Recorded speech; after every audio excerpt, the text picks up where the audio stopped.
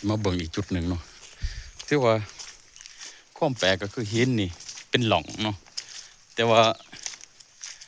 อันนี้ก็หล่องหนึ่งเนาะหล่องที่สองเป็นทางไปเสยไปสุดปะเนาะหินก็งามเนาะนี่เป็นหล่องที่สามเดี๋ยวบ่ยาวเนาะเดี๋ยวสิพา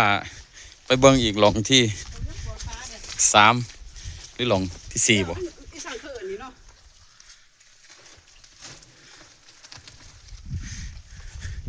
ลินพญานาคปานว่านี่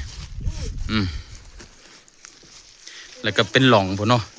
สุดกับหัวในเนาะสามารถมันนางมายังได้เนาะอันนี้ว่าเป็นข้าวปูนบ่ก็ใส่แก๊สบ่ลูกชายลูกครัวแล้วตัวนี้สิเป็นหล่องอีกหล่องหนึ่งเนาะโอเคเป็นหล่องเนาะผม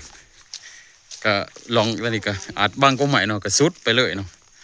แล้วสิมีหล่องเป็นหล่องที่หาหล่องที่หกเนาะสุดไปอีกเลยเนาะยังบ่พอเนาะบางทีสิมีหล่องอีกนี่ทั้งหน้านี่สิป้าเบิ่งให้หมดเลยไป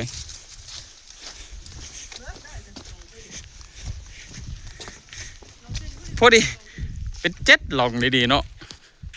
อันนี้ก็จะเป็นอันไหนหินบลูกกักเป็นคือปลาเนาะ